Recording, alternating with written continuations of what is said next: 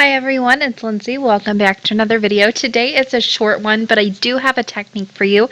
This is pigment ink and alcohol printing.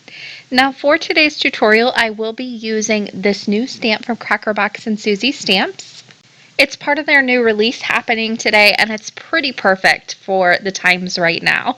So I absolutely love this sentiment. I'm going to be using it a lot in the future. Now to start off this card, I'm going to simply do some stenciling. You're going to need a stencil for this technique. You're going to need some VersaFine Clear pigment ink. So what I want to do is take my panel and just tape it down to the back of my stencil here. This is the way I like to do it, so I don't have to have any extra room to tape anything down to the front, and my stencil and paper don't shift around. They're connected together. Everything's going to stay where it's supposed to. Then, once I have it placed down, it's time to start putting through that pigment ink onto the cardstock. This is a great way to get two cards out of one technique. You're going to need to ink up the stencil anyway to print with it, so I like to go ahead and get my ink on there by blending through. Now I used a brush for this, however, to really get the best results for this technique, I would highly suggest using like a makeup sponge or a finger dauber and daubing it on, or a large sponge dauber as well will work for this. But really any kind of sponge that's going to really ink up that stencil. The brush just moves it around a little too much, and it does a little too good of a job of using all the product that is on the stencil. But that's okay, because once I have this stenciled up, I still have a little bit of ink on it, but what I can do is actually just take my ink pad and press it right down directly onto the surface. So just like you're inking up a stamp, except here you're going to be inking up your stencil. Now this will work with that little bit of ink left on there. You're just going to get a lighter result. If you want a darker result like I'm going for here, ink up your stencil, add a little bit more ink to it.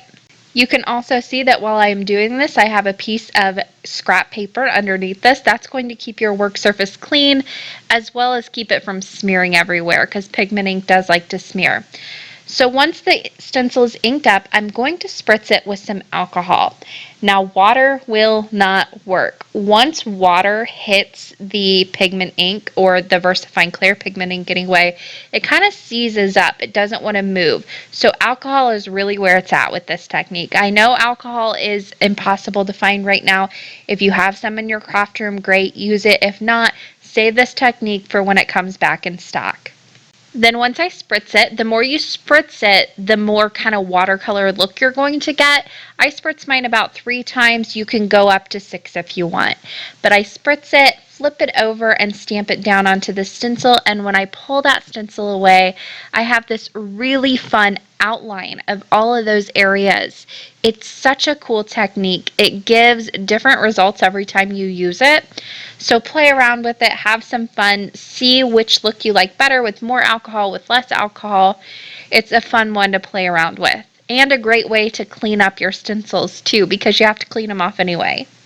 So the last thing to do for this card is to stamp my sentiment.